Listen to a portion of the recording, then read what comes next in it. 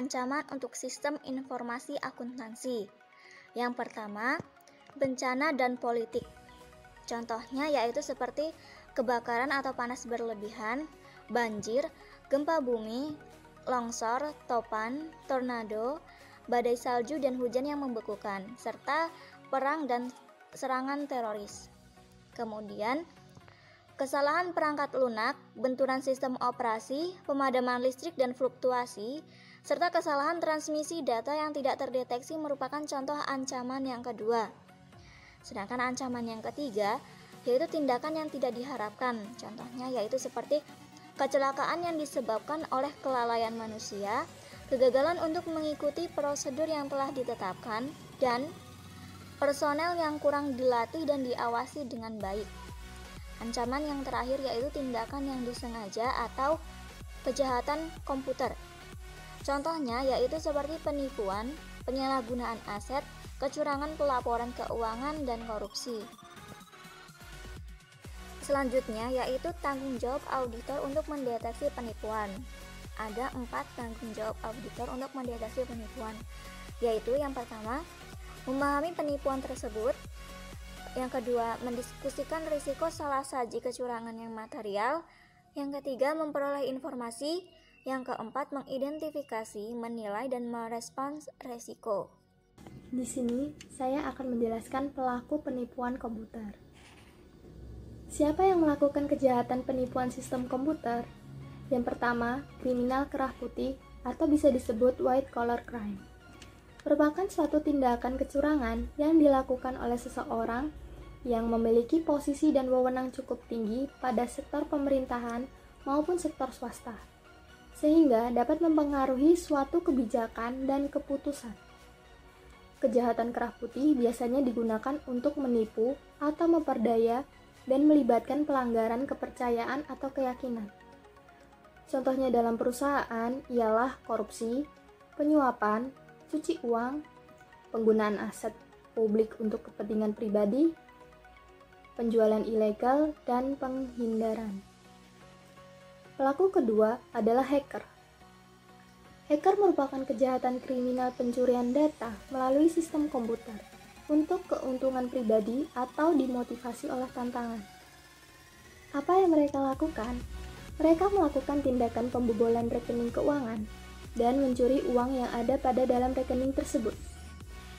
Mereka menjual data ke spammers, organisasi kejahatan, atau hacker lainnya, dan komunitas intelijen. Mereka juga memasang malware seperti perangkat lunak penghasil virus kepada orang yang tidak bertanggung jawab. Adapun hacker yang menggunakan keahliannya dalam menerobos masuk ke dalam sistem komputer untuk mengasah skillnya, dan mereka akan memberitahukan kepada perusahaan yang memiliki data tersebut bahwa ada celah dalam perlindungan sistem komputernya. Mengapa penipuan terjadi? Yang pertama, menuntut gaya hidup yang mewah. Sebagian besar dari pelaku penipuan, mereka membelanjakan penghasilan tidak sahnya, bukan menginvestasikan atau menabungkan uang tersebut. Yang kedua, hal yang sudah terbiasa terjadi. Sekali mereka melakukan penipuan, sangatlah sulit bagi mereka untuk berhenti. Yang ketiga, bergantung pada penghasilan yang lebih banyak. Karena sudah terbiasa dengan penghasilan ekstra mereka tetap terus akan melakukan penipuan lagi dan berlanjut untuk mencukupi kebutuhan mereka. Yang keempat, anak muda yang memiliki lebih banyak pengalaman dan keahlian komputer. Yang kelima, termotivasi oleh rasa penasaran dan tertantang untuk mengalahkan sistem. Yang keenam, mendapatkan status yang lebih tinggi di antara komunitas pemakai komputer. 3 kondisi sebelum terjadinya penipuan. Yang pertama, a pressure or motive, atau tekanan. Yang kedua, an opportunity, yang artinya peluang. Dan yang ketiga, rationalization, yang artinya rasionalisasi. Tekanan. Tekanan merupakan dorongan atau motivasi seseorang untuk melakukan penipuan. Faktor tekanan pelaku yang berhubungan dengan pekerjaan untuk melakukan kejahatan penipuan di perusahaan mereka. Yang pertama, gaji yang rendah. Kedua, tidak adanya pengakuan atas kinerja. Ketiga, ketidakpuasan atas pekerjaan. Yang keempat, rencana bonus yang terlalu agresif. Faktor tekanan yang lainnya yaitu tantangan. Yang kedua, tekanan keluarga rekan kerja. Yang ketiga, kebutuhan akan kekuasaan. Yang keempat, harga diri atau ambisi yang berlebihan. Peluang. Peluang merupakan kondisi atau situasi yang memungkinkan seseorang untuk melakukan dan menutupi suatu tindakan yang tidak jujur. Adanya peluang dapat memungkinkan pelaku untuk melakukan 3 hal. Yang pertama, melakukan kejahatan penipuan. Contohnya, seorang pemimpin melakukan kecurangan dalam pelaporan keuangan yang menyebabkan berubahnya jumlah aset atau pendapatan perusahaan. Karena penyalahgunaan jabatan dapat memungkinkan terjadinya peluang tindakan penipuan. Yang kedua, menyembunyikan penipuan yang telah mereka lakukan karena tidak ada yang mengetahui perbuatannya. Yang ketiga, mengonversikan pencurian atau penggambaran yang salah untuk keuntungan personal. Dalam kasus laporan keuangan yang dipalsukan, pelaku akan mengonversikan tindakan mereka untuk keuntungan personal melalui keuntungan tidak langsung. Contohnya, mereka menerima pembayaran kenaikan atau promosi jabatan. Pada intinya, peluang yang paling umum menimbulkan penipuan adalah berasal dari kegagalan perusahaan untuk menjalankan sistem pengendalian internalnya. Rasionalisasi. Kebanyakan pelaku penipuan mempunyai alasan atau rasionalisasi yang membuat mereka merasa perilaku yang ilegal tersebut sebagai sesuatu yang wajar. Apa sajakah rasionalisasi yang dilakukan pelaku? Yang pertama, pelaku akan beranggapan bahwa mereka hanya meminjam aset perusahaan yang mereka curi. Yang kedua, pelaku merasa mereka tidak melukai seseorang, tetapi mereka hanya menyerang sistem komputer yang dimiliki perusahaan. Yang ketiga, mereka beranggapan bahwa tidak seorang pun yang akan mengetahui perbuatan yang dilakukan mereka. Di sini saya akan menjelaskan mengenai penipuan komputer.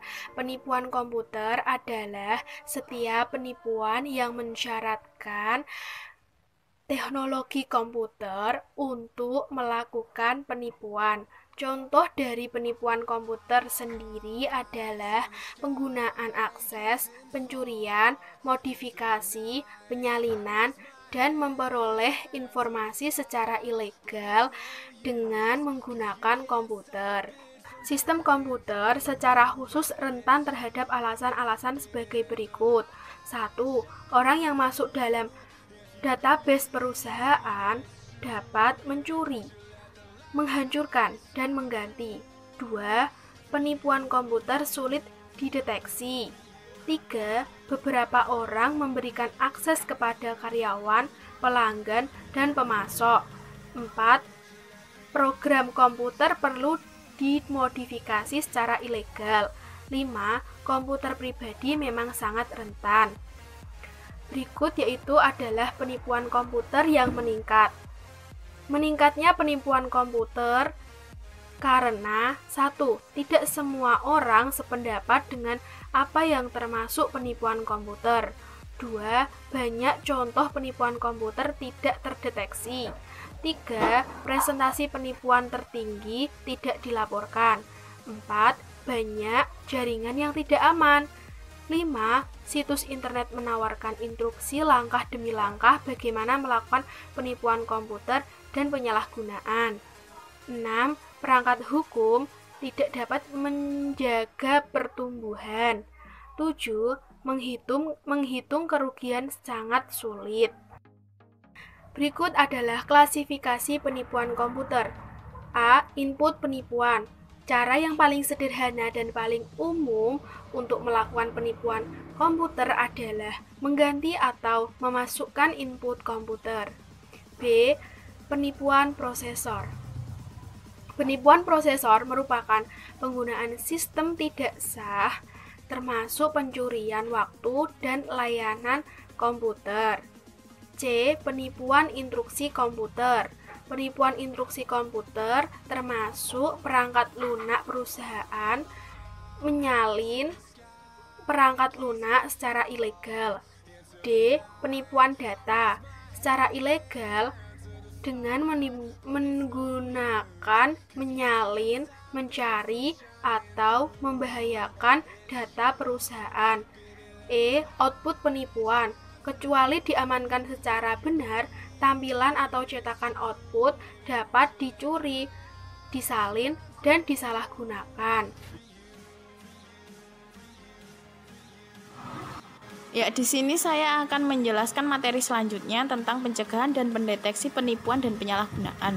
Untuk mencegah penipuan, organisasi harus memiliki iklim yang berbeda, yang membuat penipuan tersebut tidak terjadi, yang meningkatkan perbedaan dalam melakukannya, meningkatkan metode pendeteksian yang lebih canggih lagi, dan mengurangi jumlah kerugian jika penipuan tersebut terjadi. Jadi perusahaan harus meminimalisir segala bentuk penipuan dan penyalahgunaan tersebut. Berikut ini cara-cara untuk mencegah dan mendeteksi penipuan dan penyalahgunaan. Yang pertama adalah membuat penipu agar tidak terjadi. Di sini saya akan memberikan 10 cara. 10 cara tersebut antara lain: yang pertama, menciptakan budaya organisasi yang menekankan integritas dan komitmen untuk nilai etis dan kompetensi. Yang kedua, membutuhkan pengawasan, komitmen, audit yang aktif, terlibat, dan independen dari dewan direksi. Yang ketiga, menetapkan otoritas dan tanggung jawab untuk otoritas dengan tujuan bisnis atas departemen dan individu tertentu. Kemudian yang keempat, secara efektif mengawasi kinerja karyawan. Yang kelima, memberikan karyawan program dukungan. Dukungan tersebut sangatlah banyak sekali tergantung dalam perusahaan atau organisasi tersebut. Dan yang keenam, membuat dan mengimplementasikan kode etik perusahaan. Kemudian yang ke-8, melatih karyawan dalam integritas dan pertimbangan etis perusahaan. Kemudian yang ke-9, mensyaratkan liburan karyawan tahunan. Jadi selain karyawan itu bekerja di perusahaan harus memberikan liburan tahunan dan menandatangani perjanjian tertentu. Kemudian yang ke-10, meningkatkan hukuman bagi orang yang melakukan penipuan tersebut dengan hukuman yang lebih berat lagi. Kemudian yang kedua, meningkatkan kesulitan dalam melakukan penipuan tersebut. Di sini meningkatkan kesulitannya itu dibagi menjadi 10 cara. Yang pertama yaitu mengembangkan dan mengimplementasikan sistem pengendalian internal yang kuat. Dalam suatu perusahaan harus memiliki sistem internal yang benar-benar kuat agar penipuan dan penyalahgunaan sistem tidak terjadi. Kemudian yang kedua, memisahkan fungsi akuntansi dan otoritas, pencatatan dan penyimpanan yang baik. Kemudian yang ketiga, mengimplementasikan pemisahan tugas yang jelas antar fungsi sistem. Jadi di sini perusahaan benar-benar harus memberikan pembatasan atau pemisahan tugas yang baik dan benar sehingga penipuan dan penyalahgunaan sistem tidak terjadi. Kemudian yang keempat, menjaga akses fisik dan jauh dari sumber daya sistem terhadap personal yang berwenang. Kemudian yang kelima, meminta transaksi dan aktivitas agar diotorisasi dengan personal supervisor yang sesuai. Kemudian yang keenam, menggunakan dokumen dan catatan yang dirancang dengan benar untuk menangkap dan memproses transaksi. Di sini dimaksudkan dokumen tersebut itu berisi transaksi sehingga benar-benar mudah dipahami oleh segala lini dalam perusahaan. Kemudian yang ketujuh, menyimpan semua aset, catatan dan data suatu perusahaan atau organisasi dengan baik dan benar sehingga hal untuk penipuan dan penyalahgunaan tidak terjadi. Kemudian yang ke-8, mensyaratkan independen pada kinerja. Kinerja yang baik dari suatu perusahaan akan meningkatkan suatu prospek yang baik bagi perusahaan tersebut. Yang ke-9, mengimplementasikan pengendalian berbasis komputer. Kemudian yang ke-10, memperbaiki kerentanan perangkat lunak dengan menginstal perangkat yang lebih baik lagi. Jadi, perusahaan memiliki sistem internal yang baik dan perangkat lunak yang baik akan menunjang dan meminimalisir suatu penyalahgunaan sistem dan data perusahaan tersebut. Kemudian yang ketiga, meningkatkan metode pendeteksian. Di sini saya menjelaskan ada 8 cara meningkatkan metode pendeteksian. Yang pertama, mengembangkan dan mengimplementasikan program penilaian resiko penipuan. Kemudian yang kedua, membuat jejak audit agar transaksi individual dapat ditelusuri melalui sistem kelaporan keuangan dan data laporan keuangan. Jadi di sini yang dimaksud sistem itu bakal bisa dilihat lagi, bisa ditelusuri lagi bila suatu saat terjadi permasalahan dalam suatu organisasi atau perusahaan. Kemudian yang ketiga, melakukan audit internal atau eksternal secara periodik. Di sini itu dimaksudkan bahwa suatu perusahaan harus melakukan pengauditan baik kinerja, keuangan, atau lain sebagainya secara periodik dan berkelanjutan. Kemudian yang keempat, menginstal perangkat lunak pendeteksi penipuan. Kemudian yang kelima, mengimplementasikan hotline penipuan. Jadi, bila ada seorang oknum melakukan penipuan dengan atas nama perusahaan tersebut, masyarakat yang kena penipuan bisa menghubungi hotline tersebut. Kemudian yang keenam, memotivasi karyawan untuk melaporkan penipuan. Kemudian yang ketujuh, memperkerjakan petugas keamanan komputer. Jadi, suatu perusahaan harus memiliki admin atau orang yang ahli di bidang komputer untuk menjalankan sistem internalnya tersebut. Kemudian yang kedelapan, menggunakan sistem pendeteksian intrusi atau gangguan untuk membantu mengotomatisasikan proses pemantauan. Yaitu 8 cara peningkatan metode pendeteksian. Yang terakhir, mengurangi kerugian penipuan. Bila suatu perusahaan tersebut terjadi kerugian karena penipuan, ada 4 cara untuk melakukan atau meminimalisir kerugian tersebut. Yang pertama yaitu menjaga asuransi yang memadai. Jadi suatu perusahaan harus memiliki asuransi bila hal-hal yang tidak diinginkan terjadi. Kemudian yang kedua, mengembangkan kontingensi penipuan yang komprehensif, pemulihan bencana dan rencana kelangsungan bisnis. Kemudian yang ketiga, menyimpan salinan backup program dan file data dalam lokasi luar yang aman. Jadi perusahaan harus benar-benar memiliki backup file data yang aman di luar dari sistem perusahaan yang telah dimiliki. Kemudian yang keempat, menggunakan perangkat lunak untuk memonitor aktivitas sistem dan pemulihan dari penipuan. Yaitu materi yang saya sampaikan. Kurang lebihnya begitu. Bila ada kekurangan saya mohon maaf. Wassalamualaikum warahmatullahi wabarakatuh. Terima kasih.